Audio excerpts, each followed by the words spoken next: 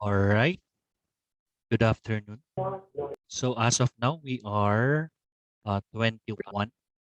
So nice to see you again. Please be reminded that next week is already your midterm exam.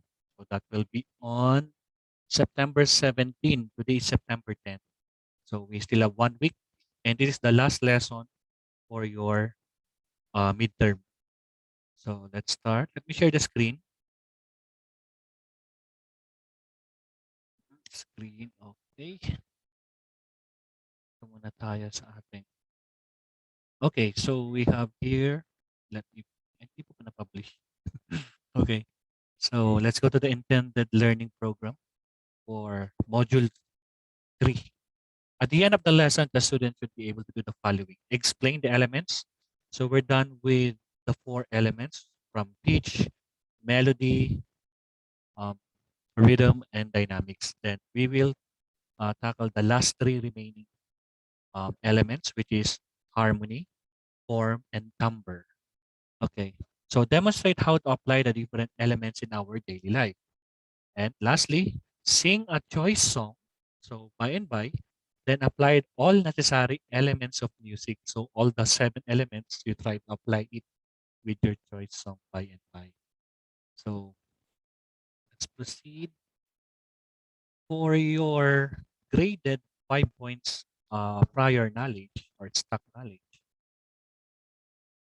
describe the photo in 1 sentence. Ano ba to? Let's wait. But di siya lumabas kaagad yung picture na sana. So we need to down. So what's this? Let's see. So this is in charang ang tagal. Ayan. So because we are teaching the kids and then you try to describe this one. How many sentences? Let's hear. In 1 sentence lang. So isang pan lang. Isang, isang pasada lang. Right? So you describe that. Then you write your answers here. Okay, let's proceed.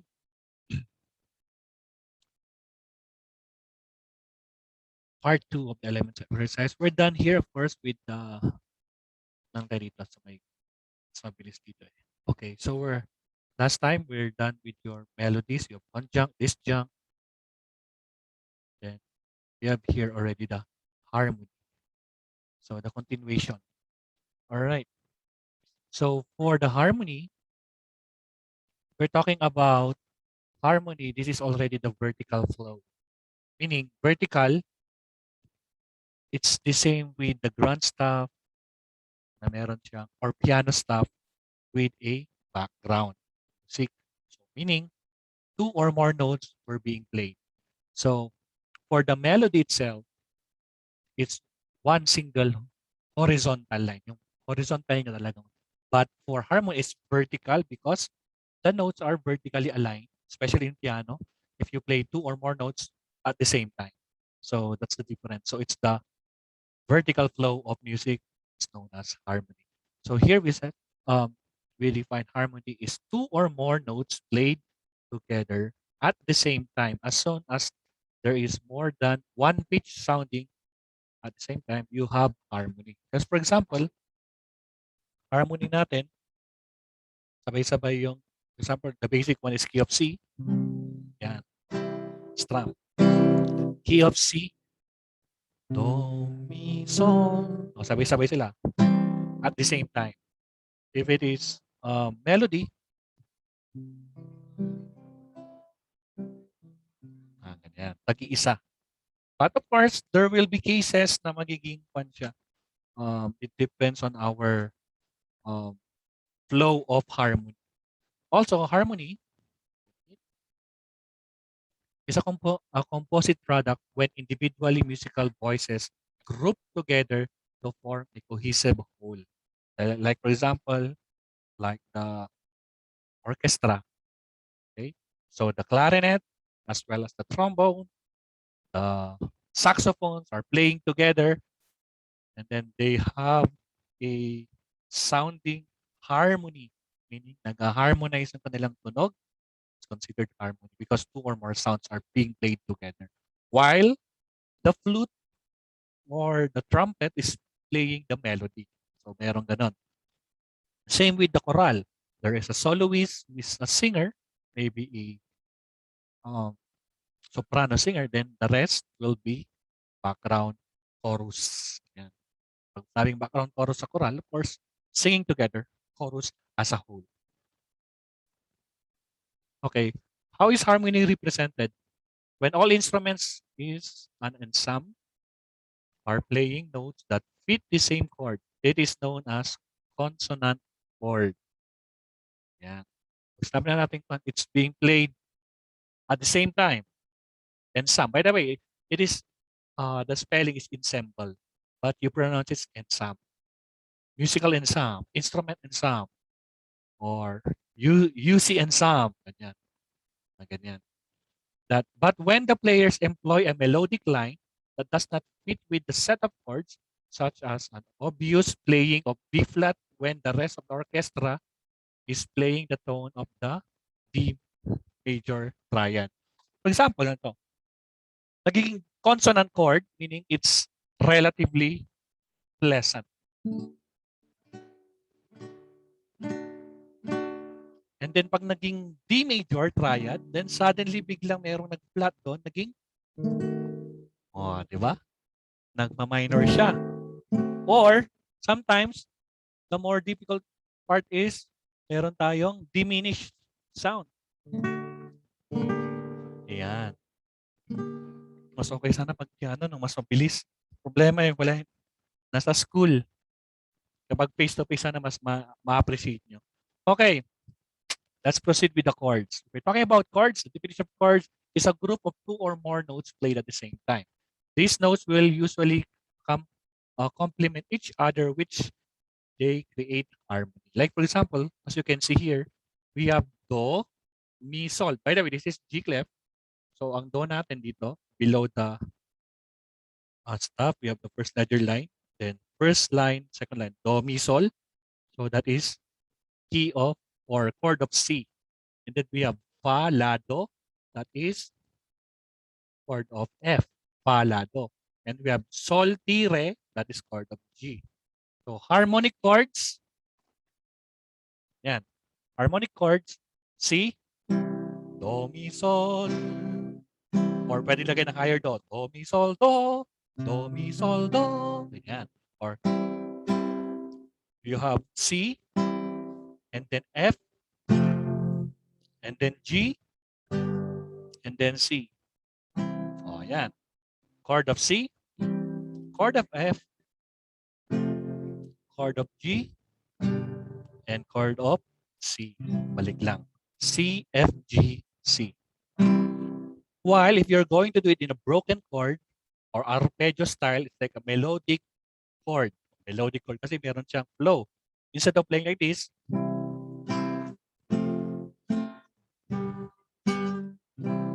so you play it, Do, Mi, Sol, Fa, La, Do, Sol, Ti, Re, Do, Mi, Sol, La. Ganun yun. Meaning note by note, step, it's still a chord. Yun na lang broken siya. Unlike with strumming, pag nag-strum tayo, C, F, G, C. While for broken chord, ay,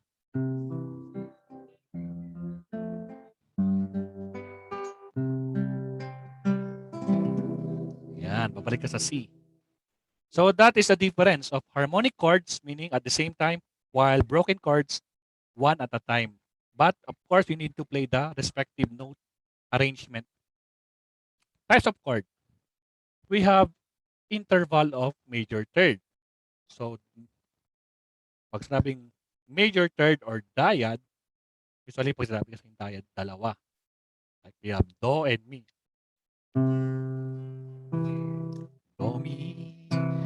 While, pag sinabing tatlong note, triad. Do, Mi, Sol. Yan. And then seventh chord, Do, Mi, Sol, Ti. Ayan. Ti siya. It's not Do. Do, Mi, Sol, Ti. Seventh chord. So the difference again, pag dyad, dalawang note. Pag triad, it is 4 notes. Pagdating sa 7th chord, plus 1 note para maging 4 notes. Do, kumbaga, for the 7th chord, it is line, line, line, line. Puro line lahat yan. Or puro space. Okay? So take note of that. So every time you create a chord, it should be line, line, line, space, space, space. Yan. But of course, it will differ with the different chord. For this, the basic one, basic lang to basic. There are cases that will be line, space, line, or space, space, line combination. Okay. May gumalaw. Okay. So we have here a do and mi. That is a dyad or interval. How many semitones yan? That is do to mi. Pag sinabing semitones, it's step by step. Do, do sharp, re, re sharp, mi, fa sharp, sol, sol sharp, la sharp, ti, do. Ayan. So 13 notes lahat yun. As a series, step by step, that's chromatic scale. So you have here do and mi.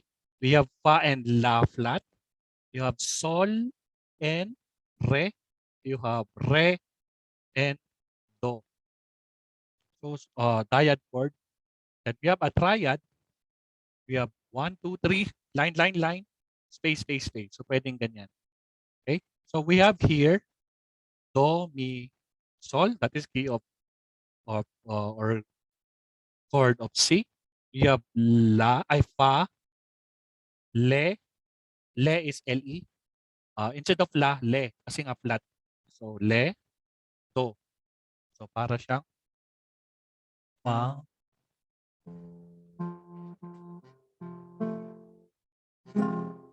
Yan. Magiging minor ang tunog niya. So from major, pag wala yung flat, yan ang tunog. Fa, la, do. Pero pag fa, le, do, yan, minor. Next, we have sol, ti, re.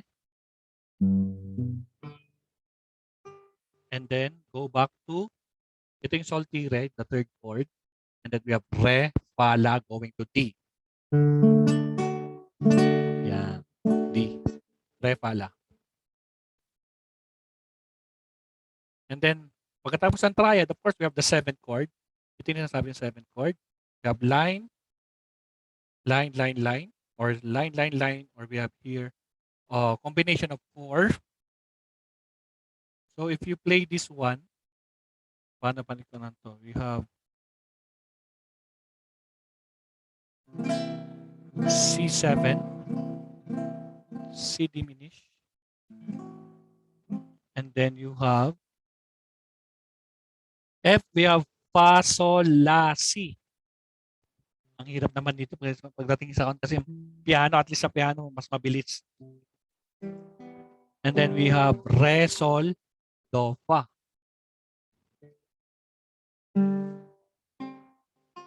Yan. Re, sol, do, fa.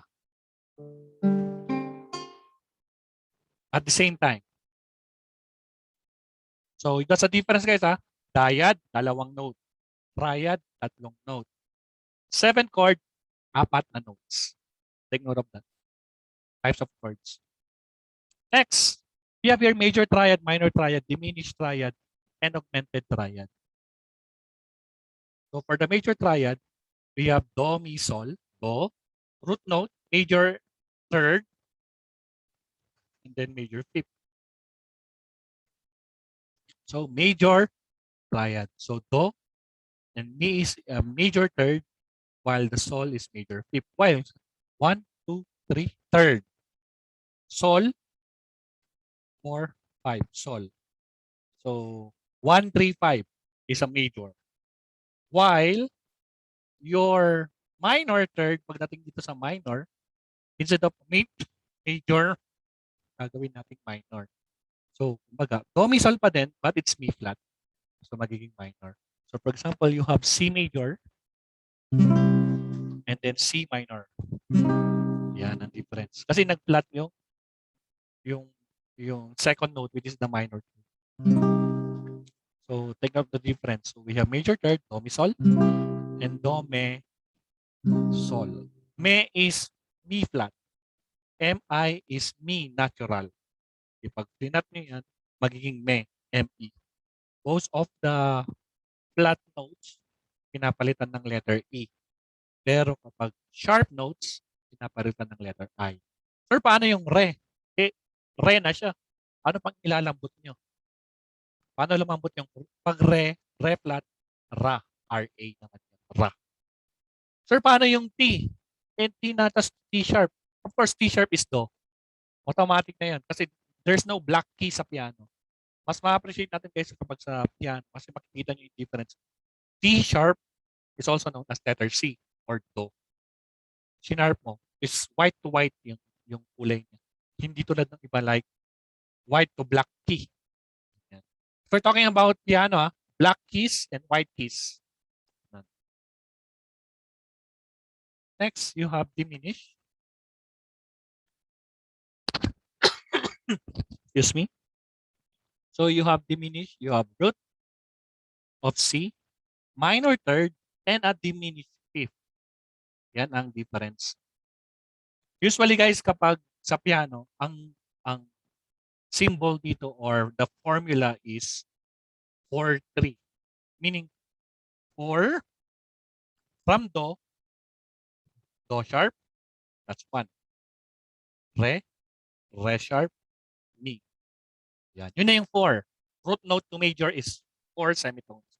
And then from your major third going to your fifth, that is 3 semitones. So mi, fa sharp, sol. Yun na yun. 4-3.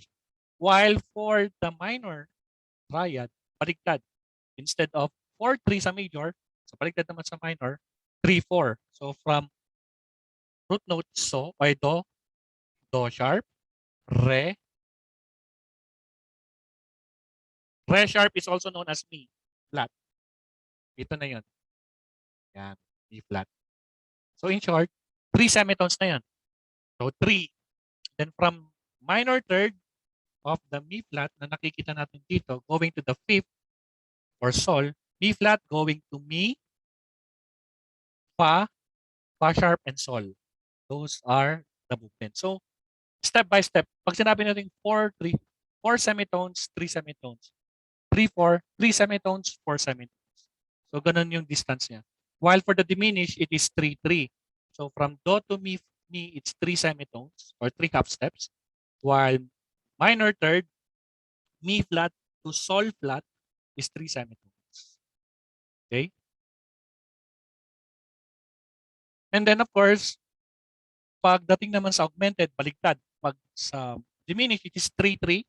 Augmented, it's more on aggressive sound. So parang siya. While for the diminish, parang nakakatakot. Pero yung augmented, nakakapangbuhay. Ganyan. So augmented na siya. Augmented sound, 4-4. 4 semitones. Like for example, we have do to mi is 4 semitones. Mi to sol sharp is 4 semitones. Okay? So 4-4. Again, pagdating dito sa major, 4-3. Do to mi, 4 semitones. Mi to sol, it's 3 semitones. That's 4-3. That's a formula. While for the minor, from do to mi flat, that is 3 semitones. And mi flat to sol, that is 4 semitones. Kaya 3-4. You only need to memorize 2 numbers, 3 or 4. Iko-combine nyo lang yan. It's either 4-3, 3-4, 3-3, or 4-4. So again, for major, 4-3. Minor, 3-4. While diminish, 3-3 from the word diminish or dimiendo, 3-3. And augmented, 4-4 semitones. Alright, let's proceed. Sir, hirap naman. Talagang mahirap kasi talagang mas ma-enjoy nyo talaga ito guys pag face-to-face mas maririnig nyo din actually. We have the degrees of scales. Okay. We have here line, line, line, space, space, space, line, line, line, space, space, space, line, line, line, space, space, space, line, line, line. So we have do, re, mi, fa, sol, la, ti. Those are the technical terms. In music, we have technical terms or technical names. We have 1, capital I, small number 2. These are Roman numerals. Yung mga Romans. Okay. We have here small number 3. We have capital or large number 4, large number 5, small number 6, and diminish. The small circle here is known as diminish. Pag plus sign yan, plus, it is augmented. Okay? I repeat, pag bilog na maliit, that is diminished sound. Meaning 3-3. Diba? Pag major, 4-3. Do to mi to sol, that is major. And small indicates minor. Re, fa, la. So re to fa, that is 3 semitones. Fa to la, that is 4 semitones. Re, fa, la. Okay? Then we have here mi, sol, ti or E minor. Pag pinatugtog natin, E minor yan. Yan ang tunog niya. So mi to sol, that is 3 semitones. And sol to ti, that is 4 semitones. Yan. Then, by the way, always start counting at the base or root note. Sa baba kayo laging. Not on the top. Laging sa baba. Then you have here a fa, la, do.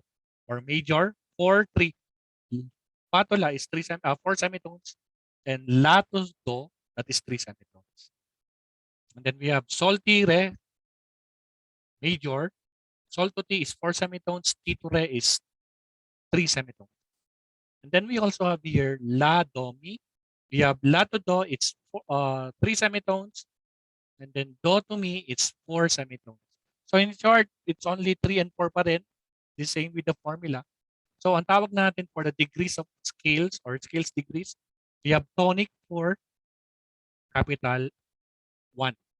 Small 2 or dalawang I, supertonic. Then we have median for the third. And we have 4 subdominant. We have dominant for the fifth. And then we have the submedian and leading tone. Okay. Sir, paano yan? Bakit may capital, may small? If we're talking about the capitals like 1, 4, and 5, 1, 4, and 5 is known as the primary chords. So we have C, G, F, or C, F, G. Meaning all of those are major chords. While for the re or the supertonic median, we have re, fa, la, or mi, sol, ti.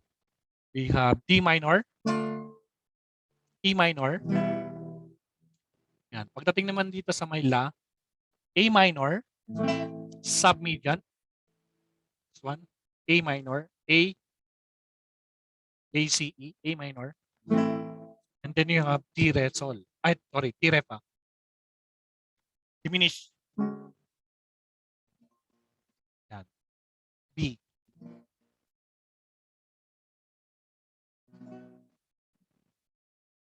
Yan. Okay.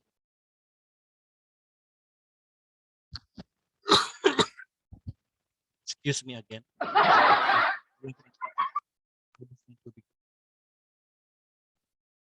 All right, so let's proceed. Ako, tagal na natin. So, 8. Okay, so you have here tonic, red. Those reds are the primary chords. And then for those with the color blue are the secondary chords. So, ang tawag sa mga maliliit na numbers are secondary chords. Take note of that. Basta pag primary chords, 1, 4, 5. Laging ganon. Secondary chords, 2, 3, 6, 7, diminish. Those are the secondary chords. So kapag susundan natin yung chordings, C, D minor, E minor, F major, G major, and then A minor, and then B diminished. Yan. Okay. So as easy as that for the degrees of scale. Yun lang naman yung kailangan maalala. Primary chords or secondary chords. Form. Okay. To cut it short, excuse me again. We're talking about form. This is the structure. Meaning kapag structure, you're talking about structure of your song. Traditional, however, musical form in the Western music has been a primary associated with an order of melodic, harmonic, and rhythm events. So meron tayong A, B, C. Meaning A, pwedeng verse. Yung C, chorus. Yung B, second verse. A, first verse. B, second verse.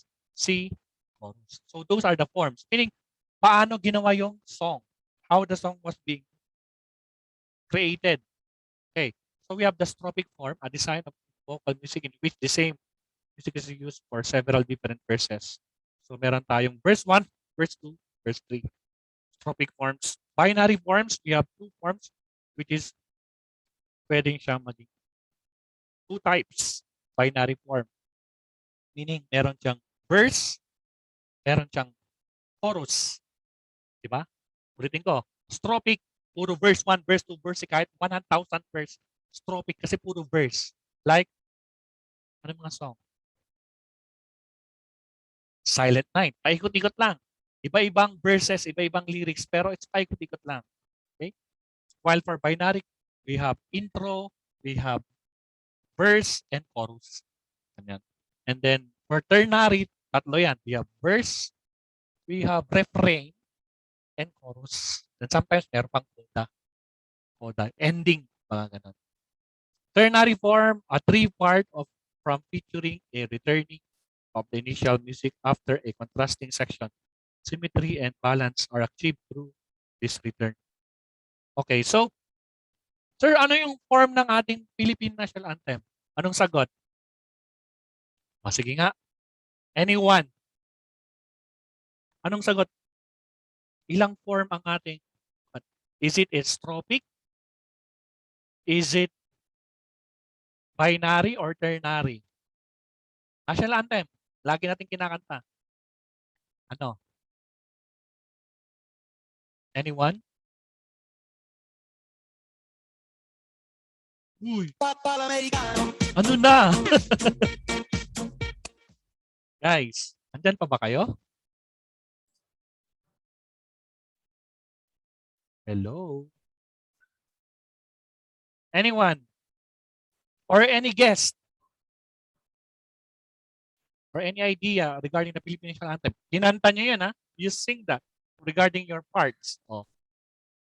Ilan? Is it strophic form ang national anthem natin? Is it known as binary or ternary? Alin sa tatlong tamang sagot? Naku, maubos na yung oras natin dahil dito. Anyway, mayon yung sumagot. Sige, sagutin ko na yung question ko. So we have a ternary form of our national. Sir, paano naging ternary? First, bayang magiliw, pwesta silanganan. Tapos naula naman. And then the second style, we have da-da-da-dan, da-dan, da-dan, da-dan. That's the second, which is known as the binary. And then the last part, ba-ba-ba-bam, bam, bam, bam, bam, bam, bam, bam. That's the ternary form. Meaning, magkakaiba sila ng style of note arrangement. Hindi siya puro verse. Meaning, it's different. Usually, it's being played by twos. Dalawang bam, bam, bam, bam, then it's being repeated twice. And then, ba-ba-ba-bam, ba-bam, ba-bam, ba-bam, that's the second. And the ternary, ba-ba-ba-bam, ending hanggang sa matapos na. So, that is considered ternary form, our Philippine National Anthem. All right. So, that goes with your form. Napakadali lang intindi ng form. Paano ginawa? Paano mo kinompose? What are the different parts of your song? Kaya tinawag na form. Timbre, this is the quality of sound. Of course, the sound of the clarinet or the trumpets differ from each other. Sound quality or tone color ang tawag dyan. Or tone color, may kulay ba yan? Kulay yellow? No. It's the quality of sound. Like I'm playing the flute, iba yung quality ng sound ng flute while playing the guitar or playing the trumpet or playing any musical instrument because each classification of instrument consists of respective tone color. Okay, so timbre, sir, timbre naman yan. Timbre pag Tagalog, but for English, it's timbre. That's the proper way how to pronounce it. So the timbre is the characteristics that allows us to distinguish between one instrument and another and the difference between vowel sound. Wow, may vowel sound pa pala. Terms we might use to describe timbre: bright, dusk, brassy, breezy, harsh, noisy. In fuzzy sound, purely rapsy, shrill, mellow, string. Yan. We have the tuning fork. May tuning fork ba ako? Hindi ko na lang ako nilagay. Excuse me. Okay, so for the tuning fork, pag naman, it will give you the right pitch of a certain note. Isang note lang. First, the flute, the vibration, iba yung tone quality. Unlike with the voice, iba rin yung quality ng voice. Kaya nakita nyo yung chart, iba-iba. Na like playing the violin or any instrument, it will differ. Meaning, all of these are producing sounds, but different tone colors, ibang klase. Yun yung, that's the meaning of timbre. You distinguish the quality of sound or tone color. Texture is also one of the basic elements, by the way. Texture. Pag sinabing texture, when you describe the texture of the piece of the music, you are describing the relationship of melodic and sometimes harmonic element with each other. For example, texture of a music might be thick or thin, or maybe with many layers. Three basic textures. Monophonic, sound, single sound, parang nag-play ka lang ng flute. Monophonic sound, having no harmony, no background. Melody ka lang, monophonic. Homophonic music with two or more sounding at the same time. For example, you are playing the guitar and you're going to sing. Yan, sabay. Then we have here polyphonic texture. We have the orchestra or the choral playing together. So, for the orchestra, isang katutak, aray, isang katutak ng instrument ang nandun. While for the choral, ang daming singers. So, with the different voices. Okay? So, that's the three basic mono. Monophonic, meaning one single line. Homophonic, dalawa. Melody and harmony, pwede. Or dalawang melody, pwede. Two melodic lines. Or polyphonic, it's more on the choral style, orchestra type, or any combination of instrument and sound. Maraming mga gong, kunwari dito sa Cordillera, gong. Or gong and sound with different sizes of gong.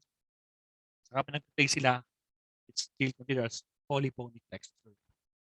All right, so that's it. So we still have 3 minutes. I think that's the end. Basic lang yung tinan natin. It's more deeper pag talagang tayo. Balik tayo sa ating. So we're done with this.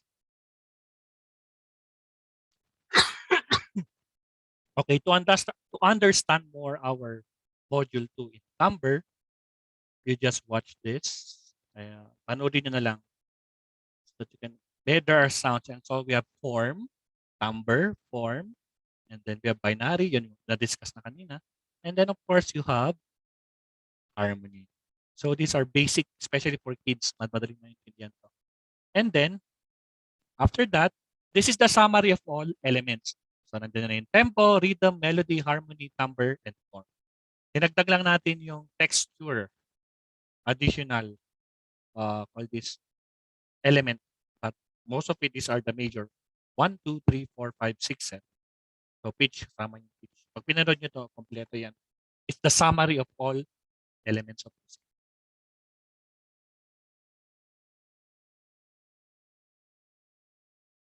Okay, so what else tayo?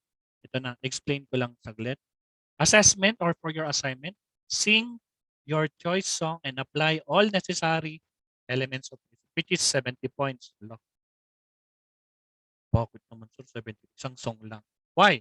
Because you have your pitch, you have your melody, you have your dynamics, you have your rhythm, you have your harmony, you have your timbre, and the form of your song choice. So meaning, regarding all your choices or song or any favorite song, and then please limit your song maximum of 5 minutes. Walang sosobra ng kasi iisa-isahin ko kayo eh. I will be listening to all of your performance individually. So, total of 70 points. So, that's it. We're done. So, If you have questions, not unless you have clarification. Do you have questions, guys? Questions? Okay, stop natin yung ating share screen. Do you have questions or Sir, clarification? ako, Yes, clarification. Elvin. Sir, sa about past activity po natin, yung 1 to 10 ba yun? Yung note Note po? reading. Oh. Ano po yun? Talagang do, re, mi, fa, sol, la, ti, do po yung i-answer dun? Hindi Depende sa letter? question. If the question is, alam nyo na, di ba? I already informed you. Before answering, take note of the question, whether the question is speech name, tone names, or numerical. So, kung ano yung tanong doon, yun na yun. Nakalagay doon, di ba? Tone names yung nakalagay, sir. Tas Oh. sinabi mo kwan. Do, re, mi, fa, sol, ata yun. Yung isasagot lang. Oh, ano ba yung do, re, mi, fa, sol? Tone names, di ba? Hindi ko alam. Ay, nako! Tone names! Do, re, mi, fa, sol is tone names. Oh my God. Tumawa to si Keo. My God. Tama yung sagot. Kapag numerical, 1, 2, 3. Kapag pitch names, ABC. So, more Pag pitch questions. name ABC. Yes, ABC yung pitch. So, more questions kasi paubos na yung time. Alam ko matatapos na tayo. So, Sir, kailan deadline pala ng program?